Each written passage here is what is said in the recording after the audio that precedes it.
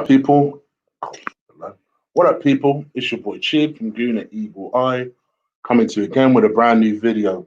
This time, it is Late Night with Chig. Flipping that, what's wrong with my eye?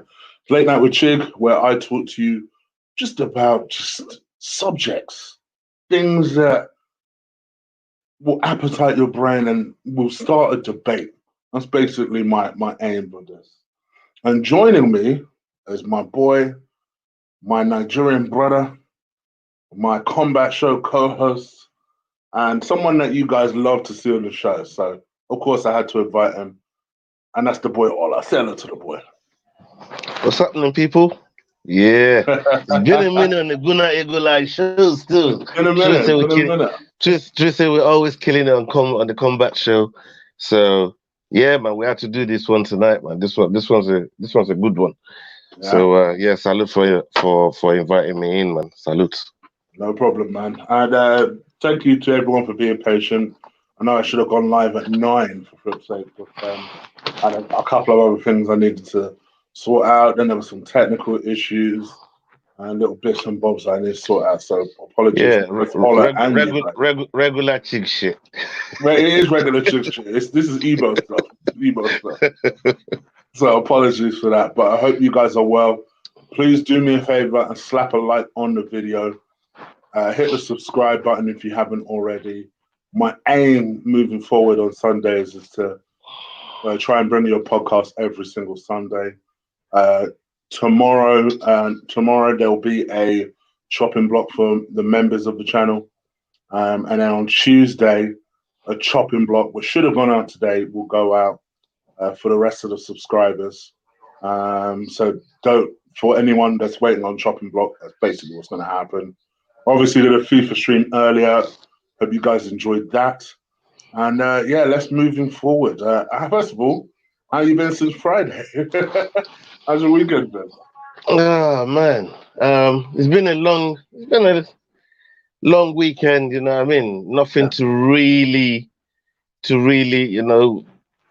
hold us down because of the fights, and nothing really to look forward to. But there's been some news that's coming as well. So yeah, but I just been chilling, looking forward to next week, taking it by the day. So. I mean, from tomorrow onward, we enter fight week, and there's a lot of development brewing right now. But come Friday, we'll get into that. But on top of as far as football is concerned, yeah, it's been a good week too. It's been a lot of good things is happening. It's not easy being an Arsenal fan, man. Like Frimpong always says, yeah, where it is at right now, it ain't easy. He ain't easy. He ain't easy being an Arsenal fan, man. You know what I mean? They take us up there, bring us back down. But it's been a good few days for us, man. So, as an Arsenal fan, you gotta be loving life right now. You know what I mean? Nah, yeah, I think you're right. I mean, for me, I'm still trying to flip in there, corner my barber to sort this mess out. I'm trying to go there on like a Tuesday or Wednesday at the most oddest of hours.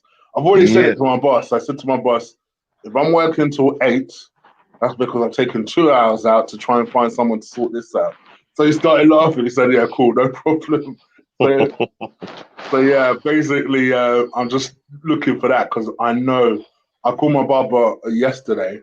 All right, just tell me how bad it is. How many people are in this queue? You said to me that he opened up at 9 a.m., which is a good 3 hours more than he normally works on a Saturday.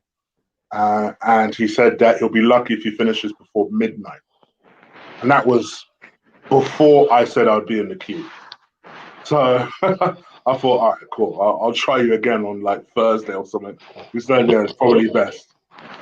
So I think for me, generally, I can't complain as an Arsenal fan this week. This week has been a perfect week. And I wanted to talk to you about kind of the Arteta process because I think people kind of misunderstood my title yesterday. And I guess if you weren't watching the watch along and you only saw my title, you was flipping out. Chig, when 2 weeks ago you were talking about Arteta being a novice. Calm down. especially there's one in particular, he jumped on me like quickly. Calm down.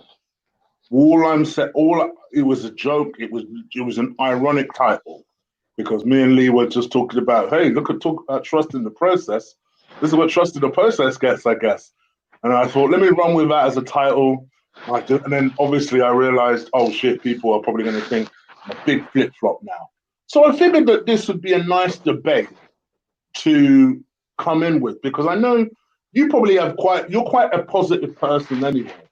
I would say one thing I would say about you, you're very positive. You look towards positivity, not just with Arsenal, with anything all the time. Whereas I'm naturally quite a pessimistic. I think it comes with the job, to be honest. In the HR job, you have to think of the worst case scenario, always. It's just something that so I always err towards pessimism. That's just what I err towards. For me, it's not about me being negative about something. It's about me thinking to myself, if something logically doesn't make sense to me, and I know this about myself as a person, if it logically doesn't make sense to me, I find it hard to buy into that thing. And I think the Arteta thing has always been that, like, logically, from the beginning, it's not made sense. So whilst I'm not Arteta out or anything, I've always kind of found the concept really hard to buy into because of how it started and the way it started. But with not that, I mean, all that we're notwithstanding, let's forget about that for a second. Let's talk about the start of this week. Obviously, because we've not talked about this. We talk about MMA stuff mainly. So I actually genuinely don't know what your opinion is on everything that's happened this week. But in terms of Saka, what was your kind of feeling and opinion on that? Saka has been a very impressive young man since he came onto the scene. You know, he's it's been a while. I'm not going to say I've never, but it's been a while since we've seen the academy product really, really hit the ground running the way he has. And, you know, he's played multiple positions for us. We know these guys, you know, he mainly plays on the left wing, forward. And by the way, I want you to teach me how to say my man's name. Shout out to that boy there. You know what I mean? The second name, no problem. The first name, I always mess up. Big up to my brother right there, man. And Lee likes testing me every time he comes on. But big up to you, Yasira. Thank you for the donation. And yes, big up. About Arteta's at the wheel. Let's not jinx him. Let's not put that out there, man. Let's not put that out there. People start getting tattoos of Arteta. People start getting Arteta at the wheels and the, you know what I mean? They start getting their tattoos on their chest, on their back. I ain't jinxing him. I ain't trying to jinx him. Let's just say, let's see what he does. But yes, let's keep it like that. So, you know, back to Saka. Saka has been a very, very impressive young man for us. He's done everything that, you know, you ask of him, wherever you ask him to play. Really, there's no air of, you know what we got with Maitland-Niles, like when he got the right back position, like, oh, I'm a midfielder and I'm this and that. I don't really want. He didn't really embrace the whole idea of playing in the right back position. Even though you're playing for Arsenal Football Club, you're in the first team, and you're getting a chance to get in there and play for this club. There was still some error complaints coming out from him. We didn't get that about Saka. Saka just embraced the role. You know, he did what he did. He did say he wasn't happy with the role initially, but then kind of, like you said, just kind of got his head down. He just got on with it. He just got on with Maitland-Niles. You know, every other month and a half, we're hearing about how Maitland-Niles don't really like playing in the right back position. Eventually, he bloody lost the rope. And it didn't play altogether. And I thought, this is what happens, you know. But when you knuckle down and you put your head down and just embrace it and do your thing, because as a footballer, these guys they have talent, and that's why they are the club in the first place. So it's about finding the right person to nurture it, to put arm around them and put belief in them. And Saka's always played with confidence. He is a big believer in his own ability, and you know, he's just, for the rest of the squad, the coach, the people around him to really co-sign it, and then we'll see the best of him. And I think that's what we're seeing, Very good. and and congratulations, by the way, to him for getting that contract signed as well. He's got a nice little contract there, so I'm happy. I'm over the moon with it that eventually we signed him, but it took him long enough. This is what Arsenal does to you. We've had all this time in lockdown, and all of a sudden they pop out with this contract with him. But I'm just over the moon that he signed. Just quickly to respond to Max. Max, this is not a member stream, so this is just a normal podcast with obviously my guest Ola. Me and Ola go way back. It's my combat show host. So yeah, so this is not like a kind of a viewers come on thing. That will be every Thursday that I do that. Just to let you know, brother. Appreciate it, though. Appreciate the donation. Right, yeah. Carry on. So it's just impressive, and what is done throughout the whole course of him bursting onto the scene and to where he is now is nothing short of outstanding. You can't look where he played yesterday. So Pepe is out for family reasons. We understand it, and congratulations to him as well. He's back for family reasons, and Saka is there, just fits in like a glove. There's people that are probably more qualified in that position, like Reece Nelson. Like, that's where you play. So to move Saka up there to replace Pepe, you got to be thinking the amount of belief that the coaches have in this guy is ridiculous. So it's just one of those things that you can't help but love the guy, and he's so humble.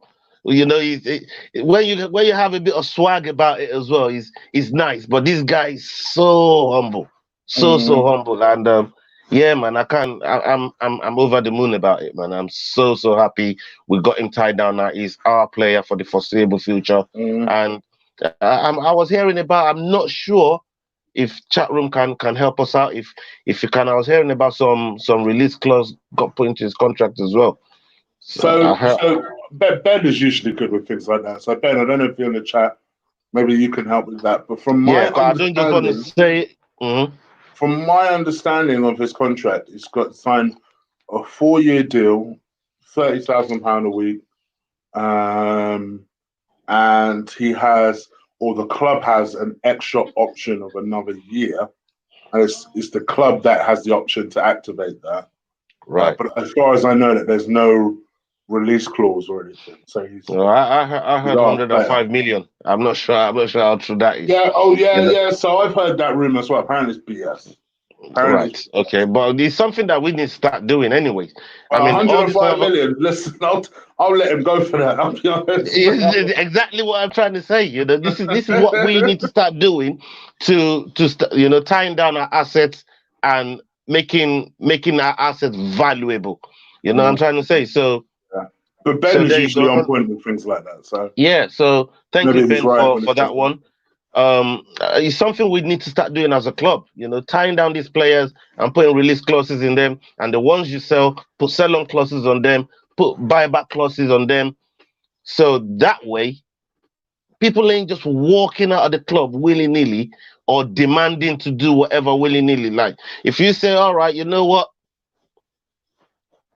that's why Zaha is still at Crystal Palace. You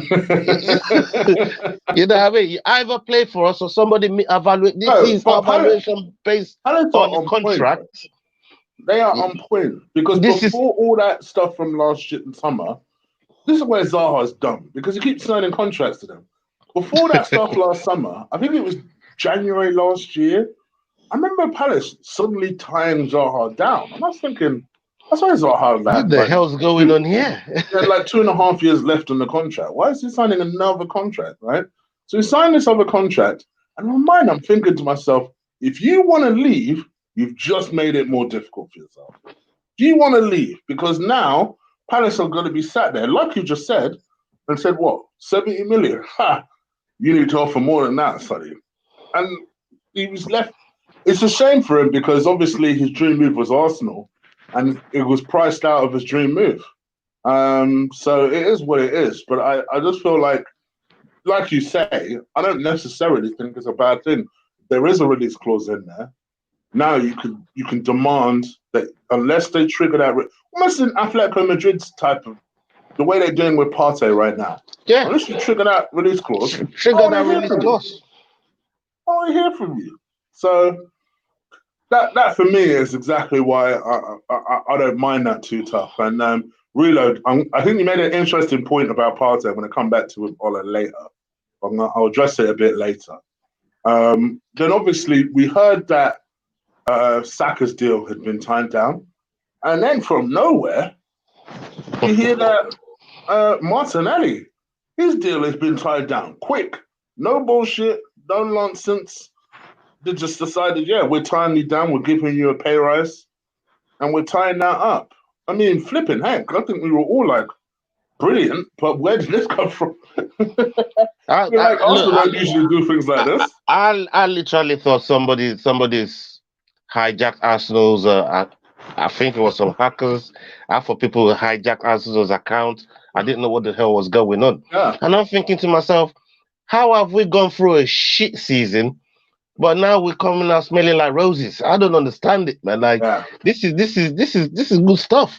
And you know, there's no better way to make us feel, to give us that feel good factor, especially the first couple games we had coming back from lockdown. They were diabolical, and obviously we've picked it up. We've picked it up since then, and you know, to add these signings onto it, you just have that feel good factor about Arsenal at the moment, and there's a bit of confidence within the camp, and that's you know, that's all good work by the staff, the management, everybody behind the scenes, and the head coach himself. So, you know, we just want to see the main one tied down. Then we can start. You know what I mean? Once the big one. That brings me to my next question, because obviously, and I don't know if the papers are just playing on our emotions because we've had a good week. But a lot of the stories coming out now is that Aubameyang actually looks like he's more inclined to stay now. That I think he's starting to realise the progress that they're making. It came out this week that what Aubameyang was asking for is not crazy. I don't think it's out of this world. I would say it's probably about right, which is supposedly he's asking for 250 grand a week and a 3-year deal. And most of us are kind of like, well, yeah. Why wouldn't we ask for that? Well, when you consider what a certain someone is on, Joanne mentioned that certain someone is gone in 360. I wouldn't even go as far as that certain someone. I would say about the one that we just allowed to go to Roma and mutually terminated his contract. I mean, we're paying this guy 200 grand a week. Like 200 grand a week we're paying Mickey. Yeah. How are we paying Mickey 200 grand a week? And this guy has done fuck all for us. He's done nothing for us. The only thing he probably did was want to come over here, Pierre.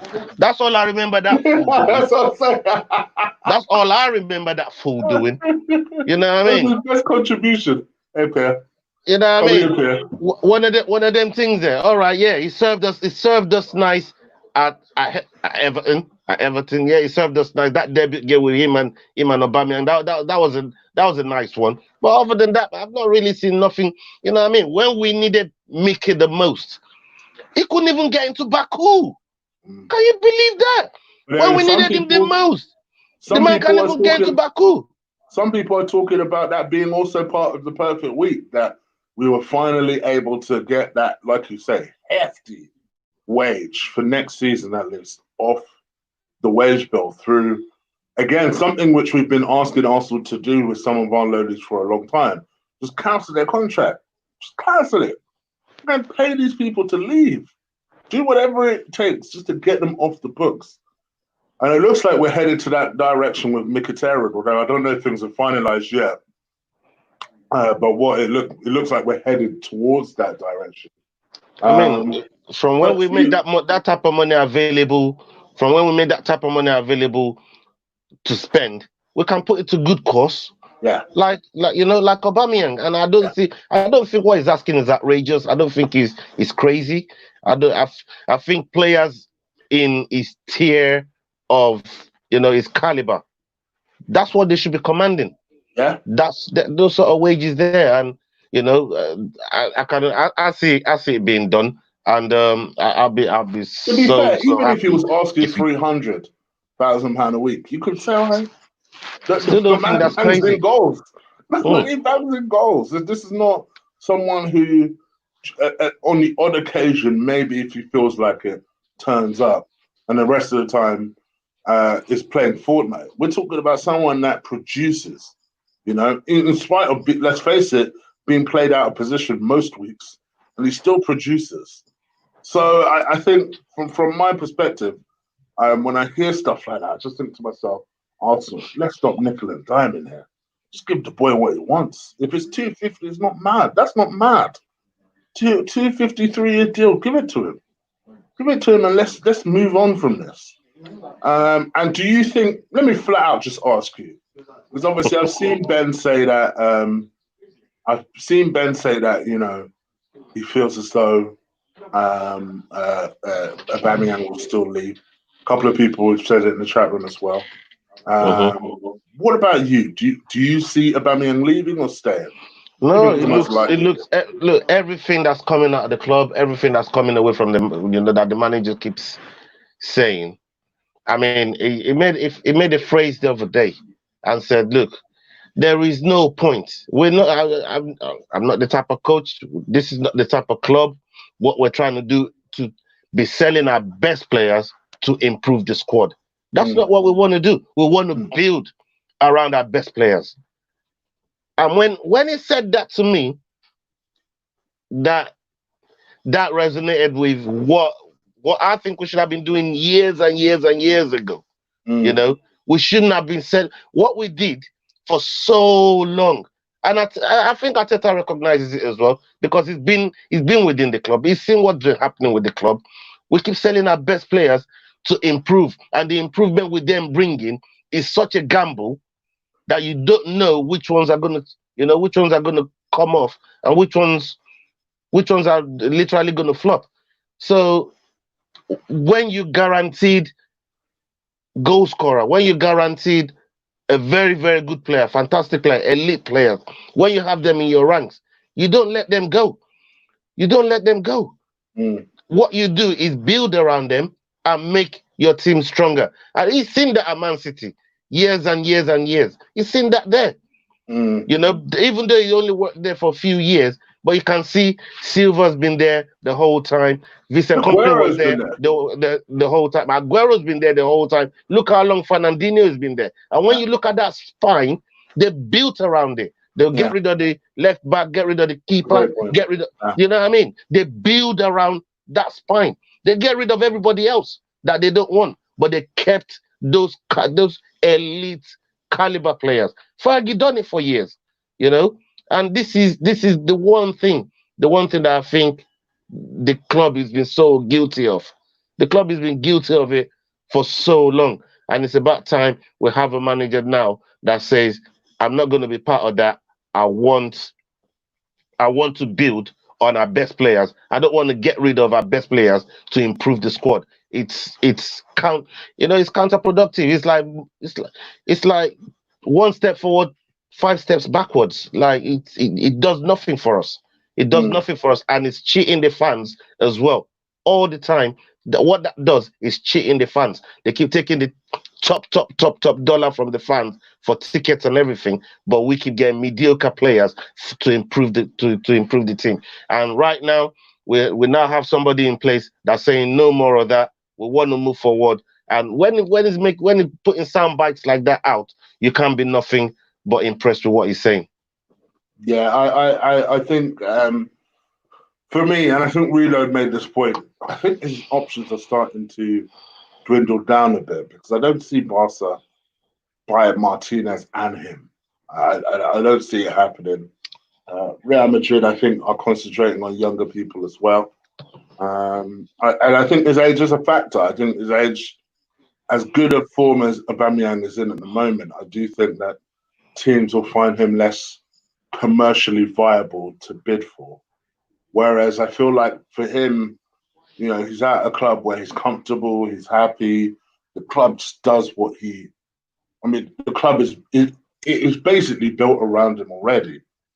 I feel like for me, if we're going to continue down this process, I think you make an excellent point with the City. I think people forget that. For all of City's greatness is built on a sturdy, stable spine. And let's face it, a dependable one. When you think about it, Sergio Aguero has been at the club for 10 years. Well, over 10 years. My man, I'm pretty sure he signed in 2009 for Man City. Something and it's just been a banger since then. It's been a banger since then. Even now, most people would look at Aguero in the team and have him in the team. Look how long Vincent Company was there. He had to retire. They wouldn't sell him to anyone else. Yeah. So I feel like for me, having someone like an Aubameyang there, we're not saying that he should be top striker for those 3 years that he's there. But if he is able to be locked down, when you're looking at someone like Martinelli or an Eddie or, who knows, and I'm going to come to this with you in a second, maybe in future, if we buy back Balogun, should he leave the club, come back. These are the sort of players that you want learning off of Aubameyang, I feel like for me, I still really rate and like Aubameyang. He's still a very good goal scorer. And I feel like if we can just add stuff around him, and I'll come to transfers, and transfers will be the last part I come to with you, because I know that these guys watching, over 100 people watching now, please do slap a like on that video. Yeah, man. Shout out to you guys watching. 100 people watching right now, man. Shout out to you guys. They will want to ask you questions about the kind of transfer window. So I'll come to that in a second. Let me talk about Balogun, though. Obviously, Balogun is a kid that we're both aware of. Yeah. Arsenal are excellent at finding these British Nigerians that all seem to happen to be very, very good. We've even got a central midfielder who's also very, very good, who's another British Nigerian in there called, I think his name is James Onyeka. He plays as a central midfielder. And what two players that I've told people to look out for a long time. One was Bukayo Saka, and the other was Balogun, Florian Balogun, who I think is a striker who I personally believe is destined for great things. I know a lot of people have looked at the situation, particularly last week, was like, oh, is he going to be that good? We don't know it yet, this, that, and the other. There are certain people, I guarantee you, say that for, and they don't become anything. I completely agree.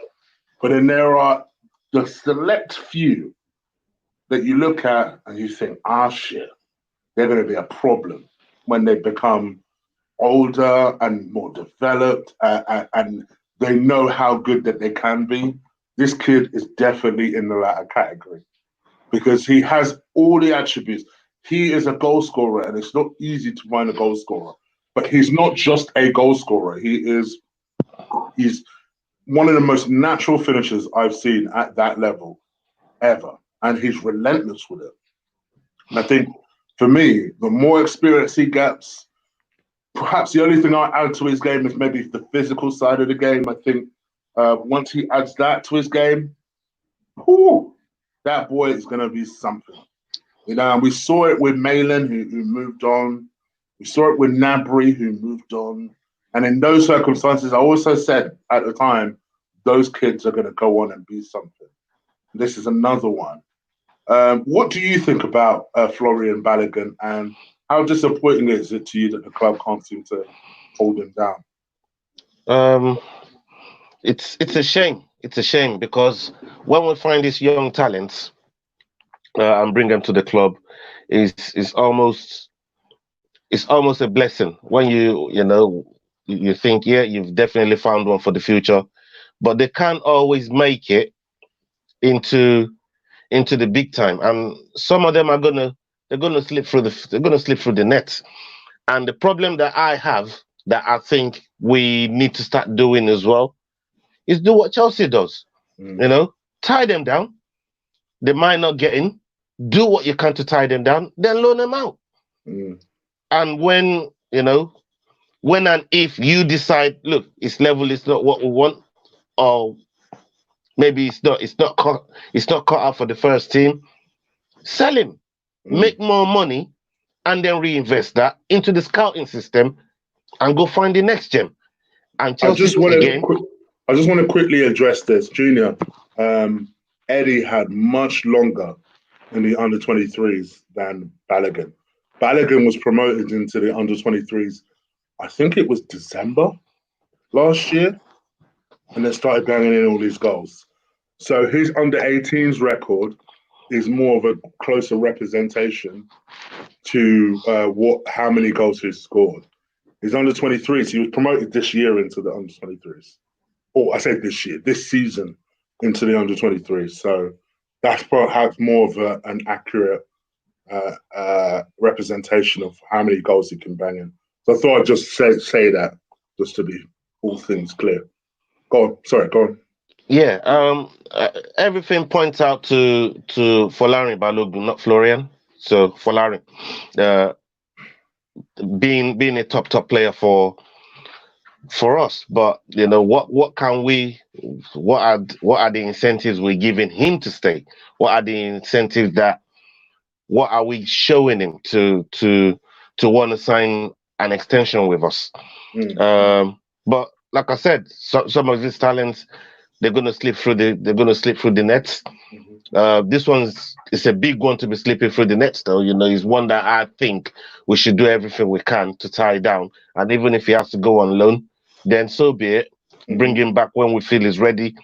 We've got a coach at the moment that seems to love working with young players, especially the ones coming through the ranks. I mean, he used 4 or 5 of them the other day against Wolves. He's been using them consistently, and I know you have to utilize your squad. You have to utilize your full squad because of the amount of games that we're churning in. But at the same time, you gotta have a level of confidence, a level of belief in these players to go out and get the job done for you. And these guys are hungry. They want to prove a point. They want to prove to the manager, because they know right now I've got as good a chance of getting the nod as the next player. If Eddie is getting the nod over Nketiah, that's going to be making all the other young ones start looking around and say, oh, maybe I can get the nod against Pepe.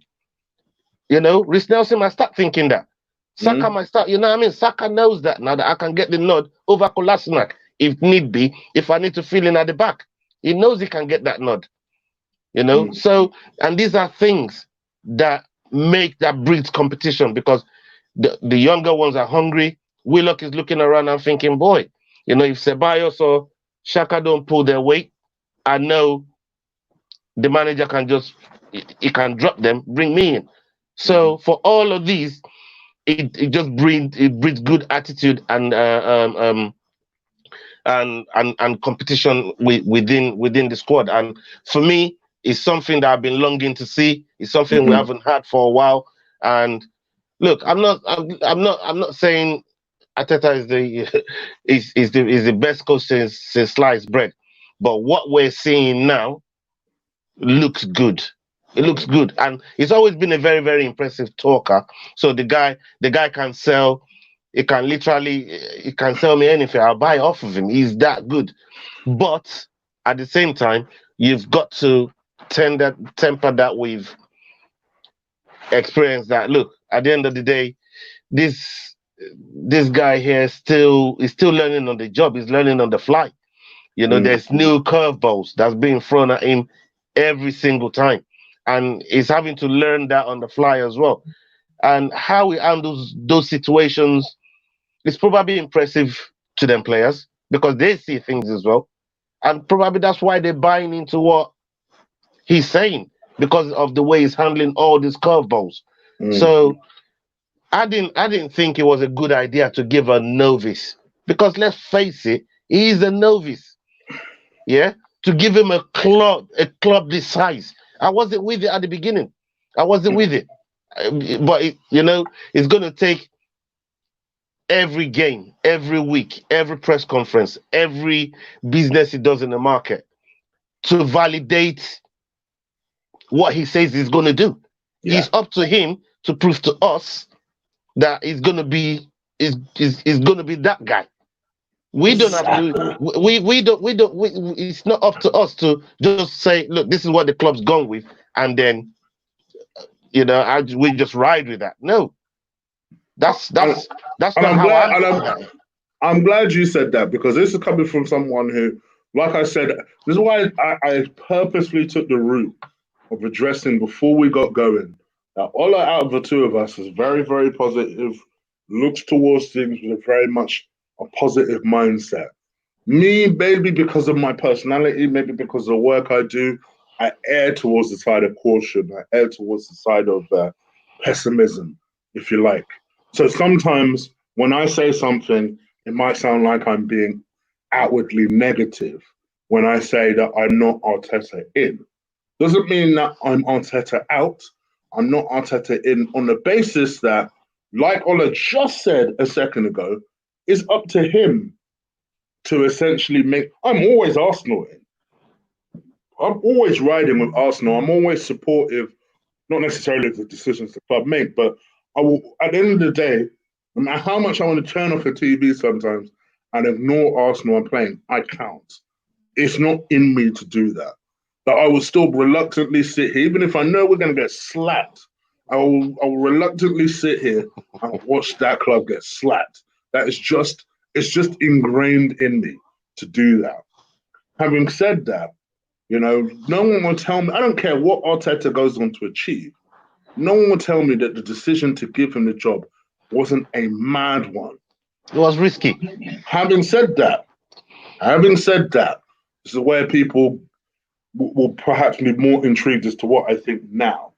What I think now is that the boy is certainly getting results in terms of, for whatever reason, he took a massive gamble on Saka. Admittedly, continued what Emre started, but he also had the balls to continue it at the end of the day. He continued what Emre started, continued showing faith in the then 18-year-old Bukayo Saka, continued to develop him, teach him. Bukayo Saka became even better, and subsequently, he's tied down a new deal as a result. My only thing with Martinelli is that he seems to have held Martinelli back more than Emre did. Emre seemed to have more faith with Martinelli. But Martinelli, I think, is one perhaps we're just going to have to accept is for the future, particularly while Aubameyang is still here. So I think I have no issue with that necessarily. I just like to see a little bit more involvement when it comes to Martinelli. That I will definitely always say. I feel like, for me, and I'm going to talk about two players everybody knows I dislike heavily, and that is Granit Xhaka and Skodran Mustafi. These are two players who their consistently level has improved. Bro, I'd be a hater at this point. I'd be disingenuous at this point to say that they haven't improved. Something dramatically has improved in both of these guys. Dramatically. Can I tell you what I think is improved? Go on. Concentration levels. 100%. And I think with those two in particular, that is why they seem like they've gotten better. It's clear that maybe Arteta just bang their heads together, say, you stay switched on the whole 90 minutes. The whole 90 minutes. I don't want to see you switch off. The whole 90 minutes, say switch on. Because let's face it, when you talk about this season, errors that have happened under Arteta most recently, we're not looking at Granit Xhaka. We ain't looking at Skodran Mustafi. No. We're looking at a certain Sideshow Bob impersonator, but we're not looking at those two. So you're right. I think that's 100% what it is. Concentration levels have clearly improved amongst the whole team, apart from David Luiz. Like Relo just said, donkey levels have gone down, which is true. I think that's 100% what he said. I think Arteta recognises, listen, I can't do shit about this until the transfer window opens. I've got to work with these lot as best as I can. I can't reinvent the wheel. So I just need to drill into them. Then they need to concentrate 100% of the time, all the time. That's all they can do. And I feel like that is definitely the one thing I will 100% credit Arteta with. That if he can do that with substandard players, I'm looking forward to what he does with players of actual quality that not only have the concentration levels, but have the ability to positively affect the team. So for me, that's why I've always said, you ain't going to hear me say Arteta out this season, because there'll be some nonsense. Kenny Ken said this in a group chat I'm in. To be honest, and I'll repeat it, because no doubt he would have said it on the Greener Talk at some point today. To me, the absolute litmus test will be next season. Because next season, he will have an idea of what an Arteta team actually looks like. We'll have an idea of the way Arteta plays. For me, he's going to have to make even more crucial big decisions next season, because you would assume some of this crap ain't going to be there. Like for me, the David Luiz thing, that's all on you, bruh. That is a big call to make. To give him a contract after that bullshit. That's a big call. That's on you, bruh. So any further mistakes that he makes, that's on you. But at the same time, you also got to give the boy credit where credit is due. And where the concentration levels thing, the Bukayo Saka thing, I'll credit him, for sure. Heck, even the way he's put his foot down around Mesut Ozil and the way he's put his foot down about Guendouzi, I'll credit him. 100%. 100%. You have to. You're hating at this point if you don't. so yeah, I'll credit him. I want to say all that because I want to hear nobody talk some shit in the comments that I've given Arteta his due. Because people always they like doing it. They don't like the fact that I'm friends with Lee, so they like doing it, right? So I want to make sure that I say that now, so I don't want people talking shit in the comments. I'll give him all of those things, but I'm still waiting for him to prove himself to me further before I start screaming Arteta in from the hills. I'm always Arteta. I'm always Arsenal in. Don't get me wrong. And for me, it's a great one we're on.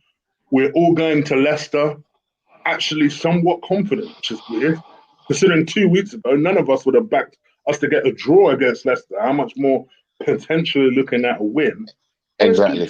It's good to feel like that. I want to feel like that all the time with Arsenal. But there's a reason we don't. Like Ola said at the very top of the show, it ain't easy being an Arsenal fan. It ain't. This is hard work, bro. It's like a full-time job, you know. So, yeah, I think for me, what did you think about yesterday's game before we go on to the transfer window and take some questions? I thought yesterday I was surprised with that performance. I'm not even about to sit down here because I thought this was our hardest game coming back from lockdown. City was a given. Brighton, I expected something, at least a point. But we lost those two, and since then, the boys the team. They've all galvanized together, and they've been churning out results. And going into Wolves, I was thinking to myself, all right, with all the points that we've accumulated going into Wolves, I predicted 2-2. I said, look, I take a point here. I would go. I blame you. Point. And you know, I would have just took that and kept on moving. But to get 2-0 and to win the way we did, because we defended really well at times. Yeah. I think Traore maybe only had that one chance. Which he should have buried. He should have buried, but Martinez did enough to put him off. Yeah. You know, we can't just put all the blame on Traore's shooting. You know, I think Martinez did enough to put him off because that lifting the ball and just dinking it like that. Sometimes when you're thick like Traore, man, you know what I mean? You rate him? I like him. I like him. I think he's done really, really well this season. I think 70 million though. Well, I don't know about selling 70 million, but for 40, 50 million it'll be a good buy. I mean, look, everybody thrives in the system they're playing. We could try it now and not playing in the system that he's been playing in Wolves and look completely shit to us because we're not playing him. This is one thing that I always blame Arsenal for. We go and buy a player, say like a Torreira. We saw what he was doing at Sampdoria. He's an anchorman. He just patrols the top four. I mean, in front of the front four. Then we buy him, and we say, "Yo, can you go and play behind Aubameyang and Lacazette up there?"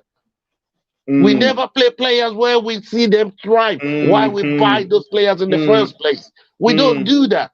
You know what I mean? We buy Guendouzi. We say this is where we saw that he was thriving. Oh, you know what? Come play this position for us. It makes no sense to me. I don't know why we do that all the time. But we seem to do that.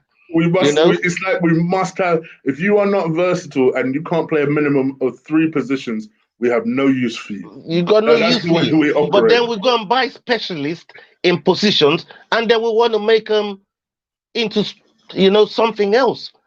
Play them where you see them thriving and why you bought them in the first place. And that's and that's the guys that we're looking at right now. That's what I want to see us do with them, because we identify these guys, we see where they're playing, we see where they're thriving. Can we just get them and play them where we see them, where we actually need them, and play them in their positions? And I think if we do that, we're gonna be much better for it. And going back to the game yesterday, I think the way Saka took the goal, you gotta shout out Tierney as well, man. The amount of crosses, the way his delivery, we actually got fullbacks. We got fullbacks that can cross a ball. It's crazy. We've not had that for a while. Nice. I was happy with Cedric's performance. I know it's his first game. He needs time to just on the fullback point. Do you know when we played Sheffield United and did you notice Bellerin? Oh yeah. No, it was Norwich, wasn't it? We won 4-0, and what's his name? Bellerin. Look, they panned to him on the field, and he looked. Bro, he looked sour. He looked sour, man. Because he knew. He looked sour. When you've gone from back-to-back performances where you weren't involved, you look at Cedric, he made an impact. You look at Ainsley Maitland-Niles, defensively he was sound against Sheffield United. He must have been sat there thinking, fuck, my place is under pressure. And against Wolves, he doesn't even start. And don't get me wrong, I don't think Cedric was amazing yesterday.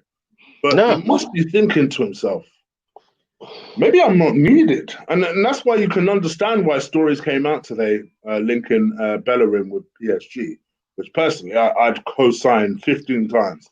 PSG, I'll take that money. I'll take that money right now. Because look, we've got too many prima donnas at the club for so long. I'm not gonna sit down here and say, is not one of them, because when things is gone sour for Arsenal, he's been right in the thick of it. The injury didn't help, and we know his pace is always been one of his main attributes that got him out of trouble a lot of the times. With that injury, he lost maybe a yard or two of pace, and with that, when you don't have your superpowers no more, and we now see how ordinary you are, it makes it very, very difficult to keep making the team, especially where we need to rack them points on the board. So look, it can be a squad player if he's happy to be. That's the way I view him now.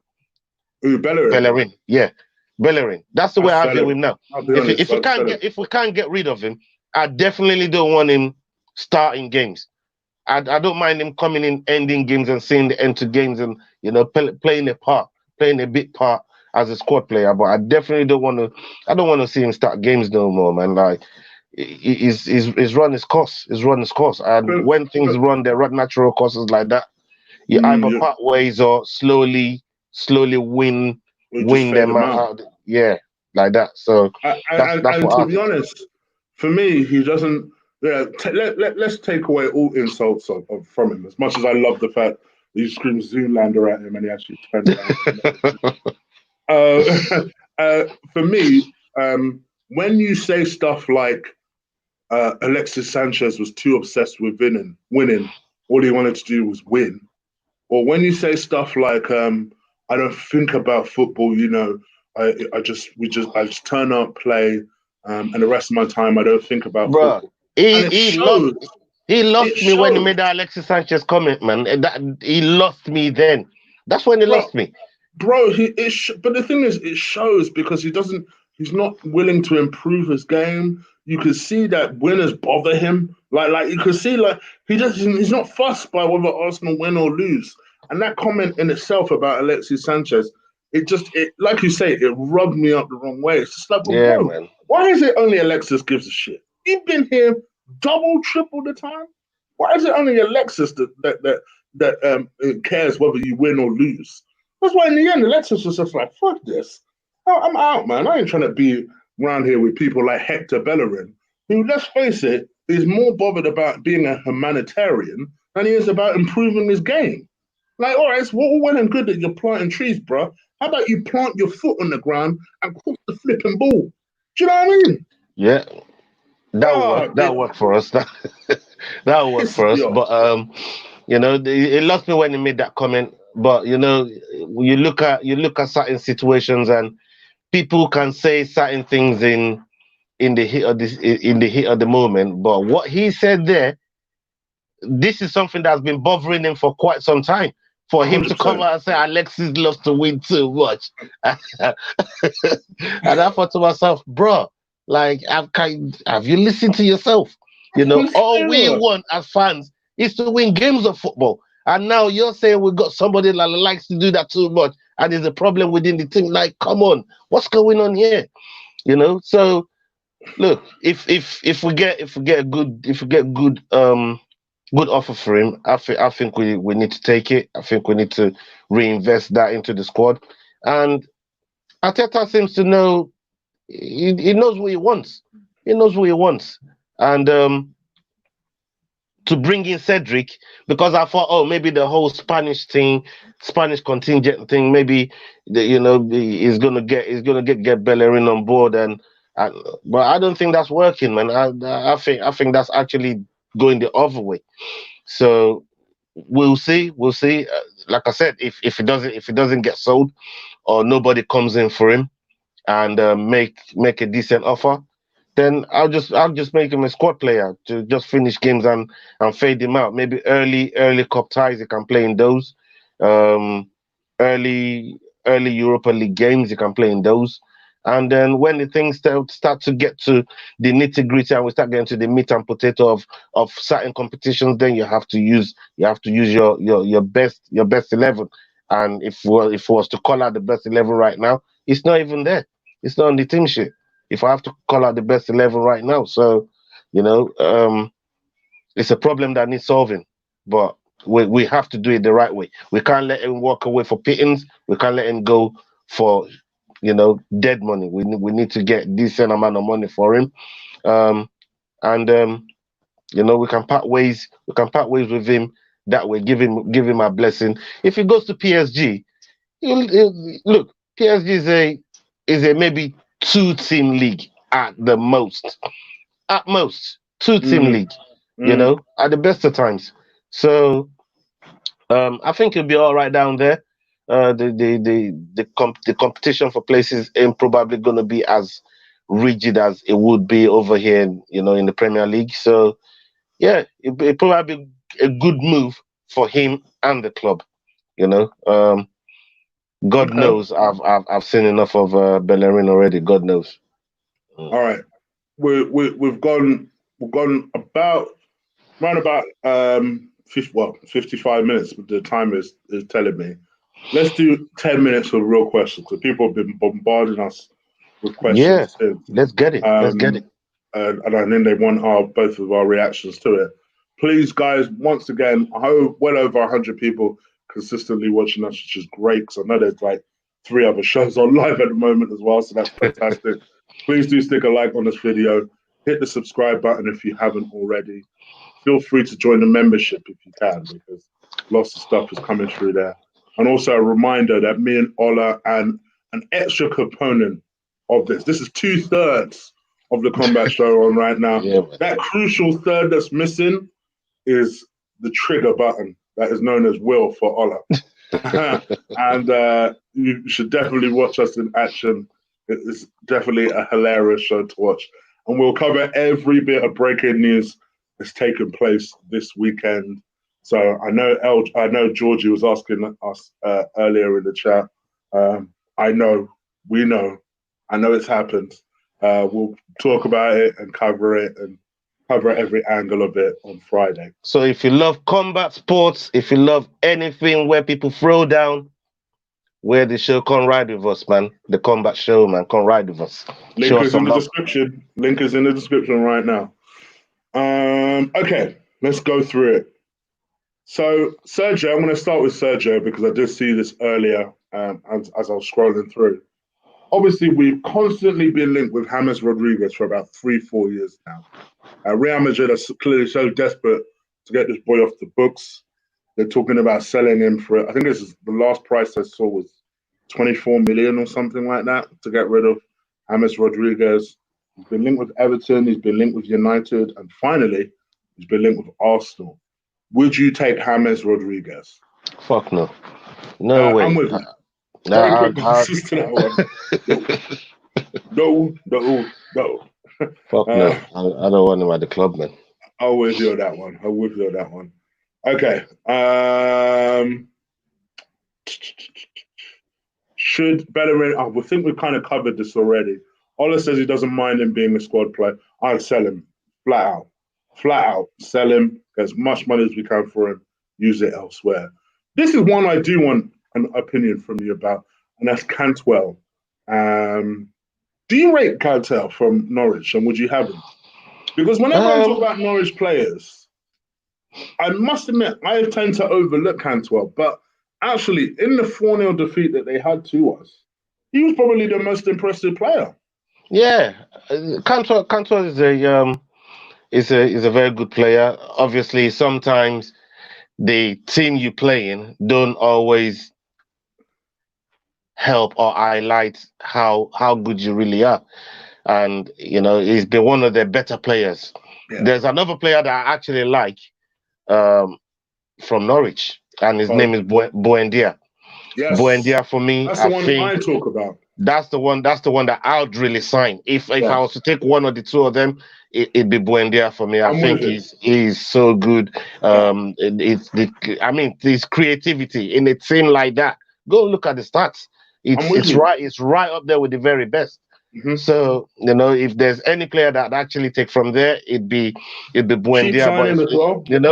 But if Cantwell was if he was on the cheap and he's ready and he believes in the project as well, then he's an honest player. He plays honest football. Very, very good goal scorer. He scores against us.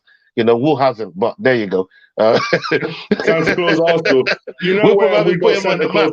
We'll probably put him on the map. We'll probably made him famous. So, you know where we got Santa Claus Arsenal from? That's right. I'll always credit you for that. Genius. Thank you, sir. Yes, it's crazy. The club. Oh my God.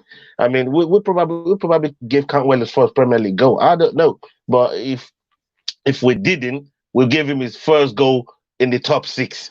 Put it like that, So we gave him something first, and this for me, Cantwell, him, and Pukki and Buendia, those 3 guys, they're not going to be with Norwich when Norwich goes down. I agree. I think all 3 will leave. All 3 guys will leave. Max Aarons as well. I think will also leave as well. Yeah. Okay. Sorry, I'm just racing through these just because I know we've got like 7-8 minutes. Would you take Memphis Depay for Leon. Obviously, a guy they link This heavily. is one that I keep debating. I keep fighting it. I'm debating this. I'm in my head. I'm saying no. I don't like his attitude. I mean, what I saw with him while he was at Manchester United, this guy, does he take the spot really seriously? But then he's gone away to Leon, and he's lit the place on fire, and you just think to yourself, if he's got the swagger. I quite like it. I know people talk about, somebody said to me on Twitter earlier this week, well, he raps. And in my mind, I'm like, I couldn't care. I couldn't care less if he shagged sheep. I couldn't care less.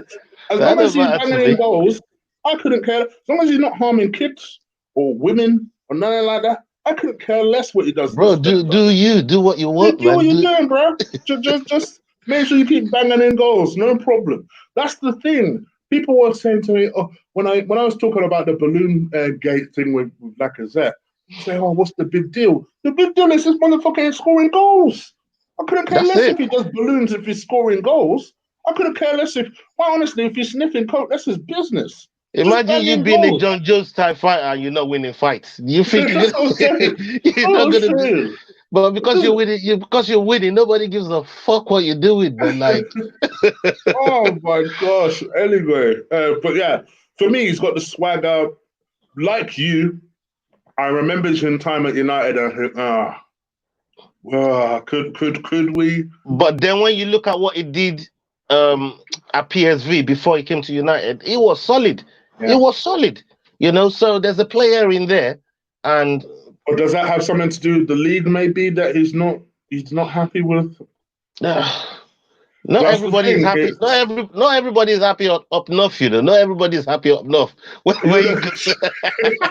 It's true. No offense to the Northern listeners. Not everybody. Ryan Northerner, I know you listen to this show. Not everybody up north is not for everyone. You know what I mean? True. Come down south, man. We look after him, man. You know what I mean? It's true. I can't lie. But no, yeah, I think for 18 million though, it might be worth the gamble. I will say that. Yeah. 18 million. Even though I know we don't have much money, I still think it may be worth the gamble for 18 million. But let's see. Relo, because I know you've asked a lot of questions. I want to make sure I cover at least one. Because did you watch the Gooner Talk? Now, I was pretty much preparing for this show. But I'll rewatch it later because I know Kenny Ken was on it as well. It says the state of Arsenal's finances and Partey's a wise signing on that basis. If you have zero to spend, then Partey's a wise signing regardless because he's a quality player. Let's just assume we don't, and I think this covers someone else's question. Let's assume you don't have anything to spend. For me, this is one of the reasons you sell a Hector Bellerin. You sell a Hector Bellerin, you sell a Matteo Guendouzi, you sell all these people, raise enough cash, and you go and get someone like a Thomas Partey who's going to add so much to the middle of the park in your team. Me personally, I'd go and get Dominic Szoboszlai as well, just because he's a quality player. And everything we think Guendouzi is, this guy's like hitting the upgrade button 3 times on Matteo Guendouzi, in my opinion. And I feel like he's going for so little. Go and get him. Otherwise, he's going to smash it, and he's going to be another one that we almost signed before he became a superstar elsewhere. So that'd be what I would personally do. What do you think of Thomas Partey? I like him. I like him a lot. Solid, so strong in the midfield. Not every day you hear Nigerians praising Ghanaians, by the way. No, especially me. Trust me. But yeah, I really like him. I like him a lot. I think we need his attributes in games. He's that Doucouré type player, but probably just that little bit more aggressive with it. You know what I mean? He's a fantastic player, and if to me, I keep saying to myself, and I'm pinching myself, like, can we really sign a player like this? But if we're to believe everything we keep listening, we keep hearing, it looks like it's in the works. I don't know how far gone. I don't know how far we're in it, But the mere fact that we're really interested in it, and that's been made public, I think there's some smoke to that fire there, and it's a signing that I'd really love if we could pull off. It'd be I a think statement of intent. 100%. And I think regardless of what happens now, I don't care what denials are made moving forward.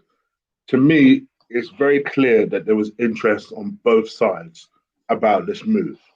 Now, I don't care if you hear all of a sudden Thomas Partey signed a new contract with Atletico Madrid. I will fully blame that on Arsenal because something clearly happened. We've been linked with this guy solidly for about 7 or 8 weeks. You can't be telling me now that it was just a massive ploy to sign a new contract because we ain't seen a single, apart from at the very beginning when the dad was spouting off before Thomas Partey was ready to say yeah, right? Apart from at the very beginning, I ain't seen Partey come up with any denials since, right?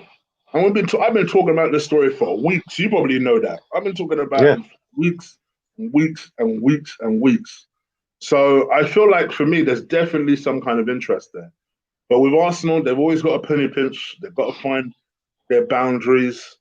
Yeah, I think the problem we have as well. This is pandemic. That's a big part of it. And from what Arteta keeps saying, and from what I hear him saying, everything is depending where we finish. It all depends where we finish. It all depends, if we qualify for Europe, if we're out of Europe, and that will determine the quality of players and the roster of players that we go for. So where we finish is really, really important. Now, all Europe of a sudden, should be our target. It should be our target, but not you the know, Champions League. exactly. I didn't want us to finish in Europa League or in Europe this year. I've said it on a few other show. Shout out to Colin there. I did say at one point, I want us to be out of Europe. I just want Arteta to take stock for next season. Just have those players 7 days a week, playing them. Know what your team is. Know what your best players are. Know what they can do, and then go from there. Build towards going for Europe from next season. But then I also see how that will affect the club in terms of finances and who we can bring in and who we can bring in. People have you're right, because I've said for many a year, like, why are we so desperately trying to qualify for a competition but we have zero chance of winning? But then on the flip side, you see how much of an impact this doesn't just have on Arsenal, on other clubs that are so desperate to make the Champions League spots year in, year out in various different. Look at Lyon. They were to sell all these players because they didn't make Europe at all.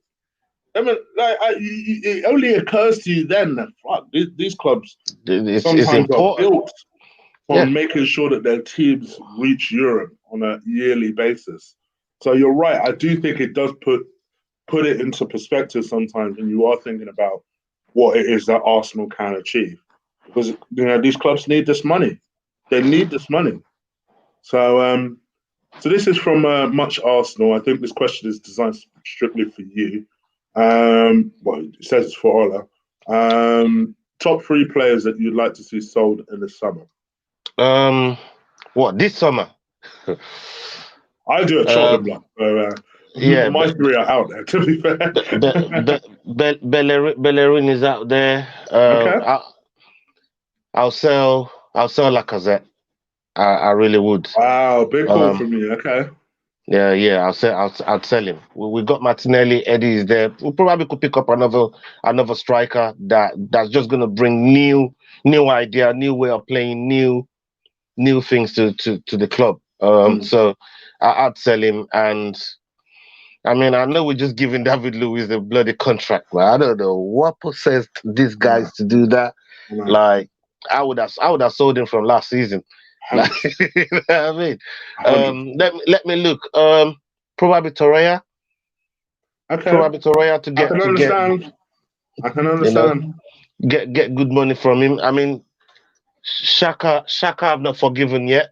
He's winning me back with performances, but that armband shenanigans that he did, You don't want to see him as captain or vice captain. You know, Aubameyang. It was so awkward that day when he came off the pitch and he was running around looking forward to give the armband to.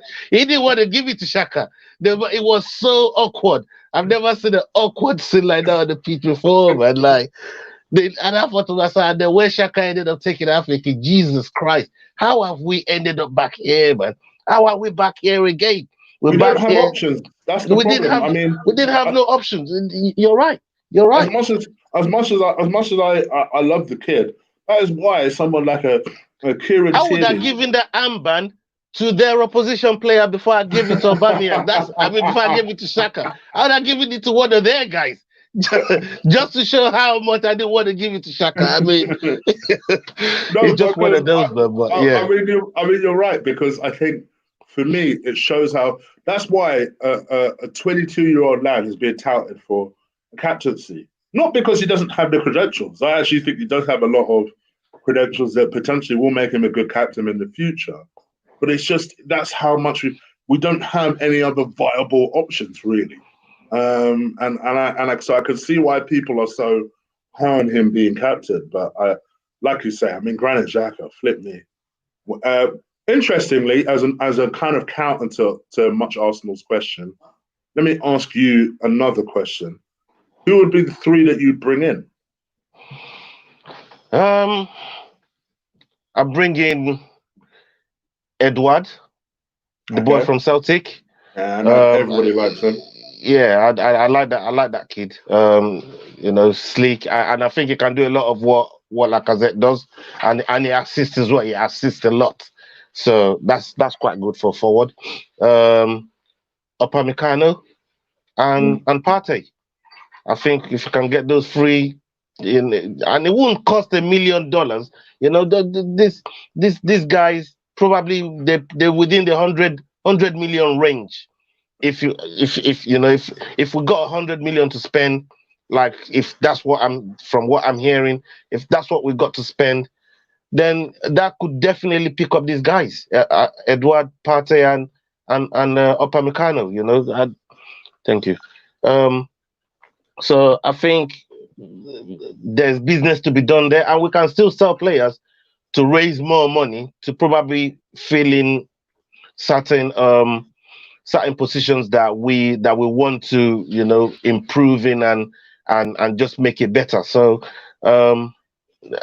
something tells me we're not going to sign a centre back though. Something tells me, because Mari's just signed. We've got Saliba coming in. We just signed David Luiz. So if you're looking at the logic there and what we already got, I don't know if we're going to sign a centre back. To be honest with you, your logic is sound, because I get the impression that signing Upamecano would be more of something the board will want to do rather than what the manager wants. I think the manager trusts Mare to be able to do the job and do it well. Me, myself, personally, I would prefer to sign another defender and ship out at least 3 defenders that we have in the book. Yeah. One thing quick, shout out Archie, man, but you're on a bloody wind up, man. Like, don't start on me, brethren. You know what I mean? Right. This comment. But I agree with him. I do think Canute is the better defender, but Canute will cost like 50 million to get out of that club, at least. That's the only thing I'm gonna say. What was I gonna say? Okay, cool. Round 6 minutes over, but what I'm gonna do is I'm gonna take 3 last questions. 3 last questions. So get your questions in. I'm gonna take 3 more questions before we head up out of there. Once again, please do slap a like on this video, hit the subscribe button, and if I blank your question, it's either because I haven't seen it, we don't have enough time, or I've kind of covered it elsewhere. But the ones that I would bring in is probably Szoboszlai, Partey, a defender. Let's put it like that. A defender, whether it's Gabriel from Lille, someone like that. And probably Edward. If we lose Lacazette, then Edward, someone like that. But then again, I wouldn't mind if we didn't decide to not bring in a striker, to be fair. Because like you say, if Abba stays, then replacing Laka is not that important, to be honest. 100%. Okay, 3 more questions and I'm heading out of here. 3 more. Rune, I see you, brother. I hope you're well. I'll tell you what, good question. Would you get Everton Suarez? Obviously, this is the Brazilian left winger that we were linked with heavily last summer. Didn't get him. I think most people were kind of hoping that we'd go back in for him. For me personally, no, I wouldn't. I was very keen initially, but I wouldn't want anyone to hinder Saka's progress. So for me, no. What about you? Yeah, I was buzzing for him last season when you know the whole thing came up, and he kind of died out, didn't he? You know what I mean? Because when you look at his clips and that, he's good at what he does, but is he the level that we want right now with where we're going and what we're trying to do? I don't know if it quite fits the plan of what we're going to do, of what we're trying to do. But I think we've got people in the position that is going to play that's capable, that can do the job. And yeah, it's a no from me, man. It's a no. Sorry, Ben, but yeah, he's a good player though. He's a good player, you know. But we've got people that are just as good, maybe even better in the position that he'll be looking to play for us. So I definitely pass on that. Okay. I'm not going to count this as one of the 3, but I know who he's talking about. I just want to quickly cover it. Yeah, but I would love him, but he's going to be expensive. I don't see Leon letting him go for less than 40. So I wanted to cover that, and also quickly wanted to cover. Yeah, I like him. I don't really have a full thought on him just yet, but decent potential. 22 years old. He's very influential for FC Asma. So yeah, I think he's decent still. All right, 2 more questions before we head out of here. You guys have been active and great today. And a certain Mr. Gunner is in the house. Big up to you, Mr. Gunner. I hope you're well, my guy. All the way from Spain. Enjoying the show with the wifey. Hoping that the Wi-Fi is fixed. So yeah. Yo, don't get stuck in Spain, you know, dog. You get me? A massive drama with a massive cockroach. I swear the brand is. Trust me, man. Gosh, my other half would be going nuts if it was a massive cockroach. I'll be the one having to deal with it. Okay, 2 more questions.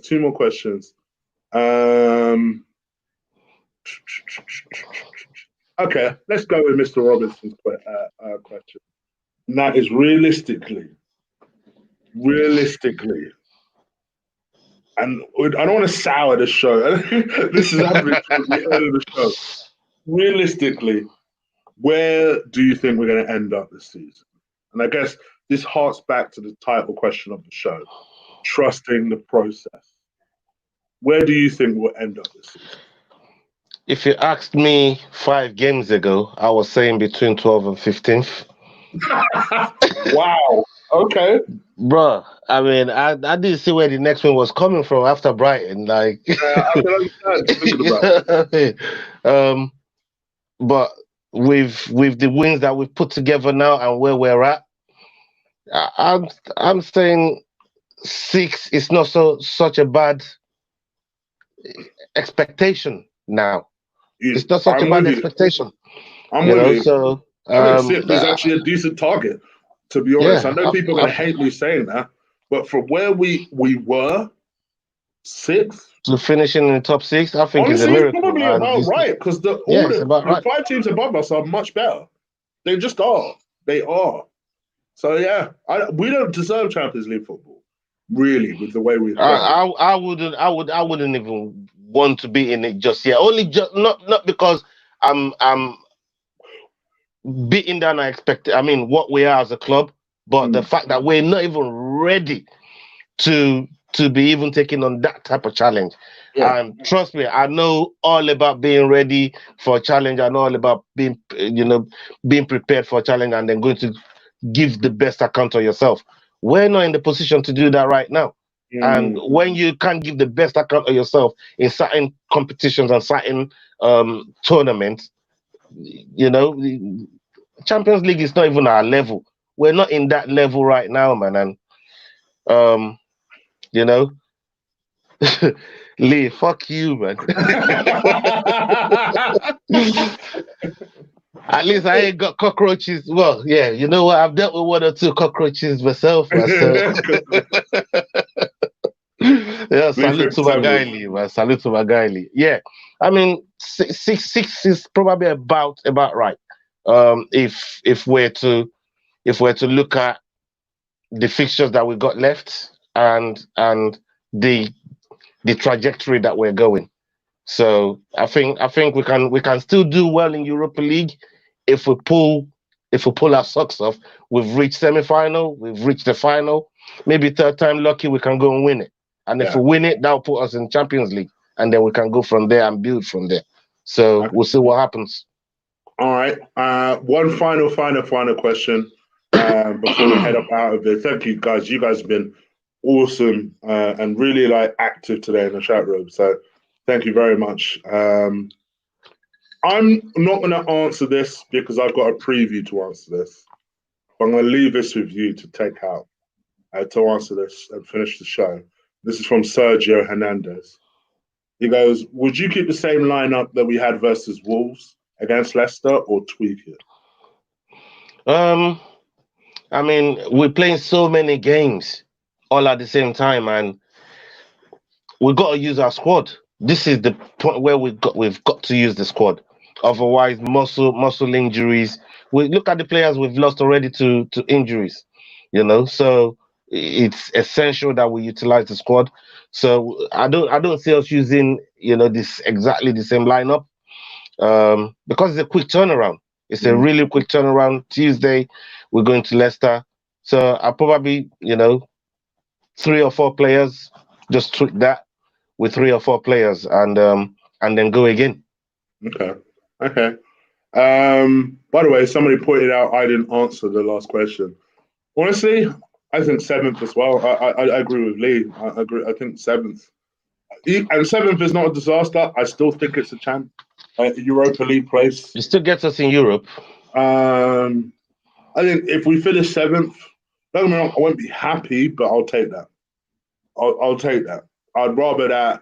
I'll take that purely on the basis that A, win a competition we can win in Europa League for next year, I mean. And then B, we have at least something to play with in the summer, because I think we'll be in a worse position if, I feel like they're planning for not getting Europa League football. Champions League, I think, would be a bonus. But I think at the moment they're planning as a club that aren't going to get Europa League because, quite frankly, at the moment we're 8th. So, we're not in any kind of favourite. We're not in any favoured spot to get Europa League football. But I think we'll get there. I think we'll get to 7th. We'll do enough. I think we're going to go slap by City. So I don't think winning the FA Cup is going to be an option for anyone that's about to say it. So I feel like if we can get 7th, honestly, I'll take that. I'd take that. And then let's just write off this season as a shit show and then plan for next and then go from there. So, yeah, I think 7th. And like I said, Sergio's question I won't answer because I've got a preview for that. But, yeah, okay, fair enough. All right, I think we are out because I know that you lot are active. But big up to everybody that has subscribed. People are saying, DBS Vallis, we should donate to Lee so he could get an AC unit. Lee asked for this. He likes that heat. So let him cook. I feel sorry for the wifey, but Lee asked for this. So I feel sorry for Steph. But Lee answered us. Nah, man. Lee's gonna get spooned by wifey tonight, man. He'll be all right, man. He'll survive. Don't worry, man. He'll survive, man. He's gonna get a good spooning. Don't worry, man. He loves it. There you go, Lee. You get good spooning, apparently. There you go. Oh dear, that's hilarious. Do you know what? No, because I don't want to finish on a negative. But Feng Sports, slightly is the answer to your question. I don't want to highlight it because I want anyone saying that I'm finishing the show on a negative. But slightly. Stephanie Steph to you. Damn it. I'm definitely going to do that since I'm chickity Chig. All right, then. I'm going to get out of here. Please do slap a like on the video. Hit the subscribe button if you haven't already. Feel free to join as a member. You guys know what member means. You get all shows, all pre-recorded shows. You get early. You're going to get, I just had a FIFA show that I did with the members earlier on. This Thursday, I will do a member stream, which I'm not going to lie, might be my favorite member show. I got to find a minute to come play you on FIFA, man, on your channel, blood. I got to find a minute to come do on that, my own channel. All right, do you want to see Ola slap me up? You want to see Ola slap me up on my own show? All right. I don't want nobody calling 911 on me, bro. Then join. What else? And yeah, you plenty more. Cooking with Chigs will still be here. I'm going to start doing when the gyms eventually open, workout with Chigs as well. So you're going to see me suffer. People saying to me earlier, I should do a workout with Kenny Can. I said, if it's weight training, sure. If it's cardio, no chance. Kenny Can is a monster, man. He's a monster, bro. Has anybody seen this brother before? Which? Kenny Can is a monster. People are surprised when they see Kenny Can because he might look like, maybe he's carrying a little bit of weight like to him. Like my man is Kenny Can is he's chiseled out, man. Yeah, man. Kenny Can is one of those people that say, yo, that girl on your arm there, I'm going with it, and you can't argue. Say, yes, boss. You know what? Take it. He's one of them guys. He's one of them brothers. Nice guy. But it's so nice. Where if he decided to take your girl, there ain't a lot you could do about it. There's nothing you can do about it. It's one of them ones. So yeah, as Lee says, he's juiced up, straight up, and Lee's bodyguard, as he says. Yeah, for real. But anyway, we're gonna head up out of here. Like I said, I've said all this I'm gonna say about that. Combat Show is on every single Friday at 9:30. Make sure you don't miss me, Will, and Ola in action. Especially when Ola and Will fight. Yeah. Especially when Ola and Will fight, it is hilarious. So make sure you don't miss that. And yeah, we're gonna head up out of here, guys. Take care. Ola. Salute. All right, man. Lee, you're a dickhead, man. I swear to God, man. Peace.